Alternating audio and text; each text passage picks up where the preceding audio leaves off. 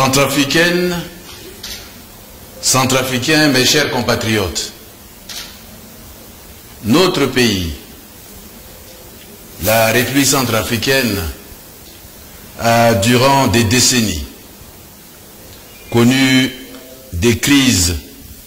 militaro-politiques sanglantes qui ont porté gravement atteinte à l'unité nationale, à la dignité de l'homme centrafricain et au travail, base fondamentale de notre société. C'est sur les cendres encore chaudes de ces crises sanglantes qu'a été adoptée la Constitution du 30 mars 2016. Cette loi fondamentale, promulguée le jour de mon investiture à la magistrature suprême de l'État, le 30 mars 2016, avait pour vocation de réguler la vie de la nation, de fixer les modalités de conquête et d'exercice du pouvoir de l'État, d'encadrer l'exercice du pouvoir politique et de distribuer les compétences ainsi que les limites à l'activité des institutions de l'État. Le 30 mars 2016, lors de ma première prise de fonction, et le 30 mars 2021,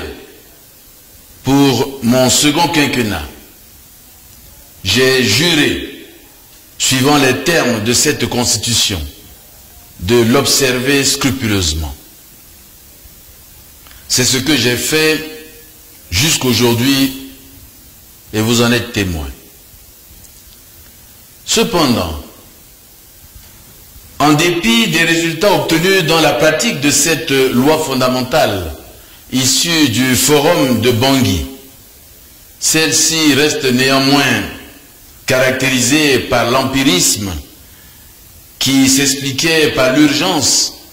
des tâches à accomplir pour un retour définitif à l'ordre constitutionnel et comporte des dispositions qui pourraient compromettre le développement économique, social, culturel et politique de notre pays. C'est pourquoi, dès la promulgation de cette Constitution de 30 mars 2016, certains courants politiques centrafricains, ainsi qu'une majorité de nos populations, l'ont trouvée insuffisante pour des motifs divers et variés, notamment ce qu'elle ne propose pas de solution appropriée aux causes des conflits militaro-politiques récurrents que connaît le pays, qu'elle n'affirme pas clairement la souveraineté de l'État centrafricain, ni l'indépendance nationale, ni le droit à l'autodétermination du peuple centrafricain. Bref, qu'elle ne reflète pas suffisamment les aspirations profondes du peuple centrafricain. Aussi, à l'instar des autres pays du monde, la République centrafricaine connaît des évolutions profondes, de long terme, des bouleversements aux effets destructeurs, dont la pandémie du Covid-19, la crise environnementale provoquée par les changements climatiques, les menaces contre la paix et la sécurité mondiale résultant du terrorisme, de l'extrémisme violent, de la criminalité transfrontalière et de la radicalisation qui appelle la réforme profonde de l'État. Avec la disparition progressive des causes qui avaient engendré cet ordre supérieur et la nécessité de corriger les imperfections soulevées par les différents courants d'opinion, j'avais proposé dans mon projet de société auquel vous avez massivement adhéré lors du scrutin présidentiel du 27 décembre 2020, la réforme profonde de l'État à l'effet de l'adapter à l'évolution de notre société et du monde. Cet ambitieux projet de réforme de l'État n'a pour objectif que de promouvoir nos valeurs, de permettre à notre jeune démocratie d'être plus dynamique, d'améliorer le fonctionnement régulier des institutions en mettant plus d'accent sur la transparence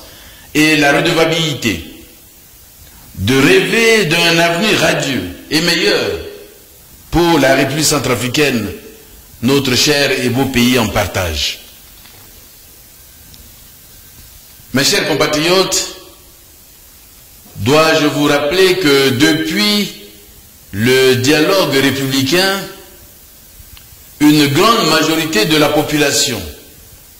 et des forces vives de la nation se sont exprimées à travers des pétitions, des mémorandums, des marches organisées sur l'ensemble du territoire national, m'invitant à doter la République centrafricaine d'une nouvelle constitution qui reflète les aspirations profondes du peuple à la paix, à la sécurité, à la stabilité,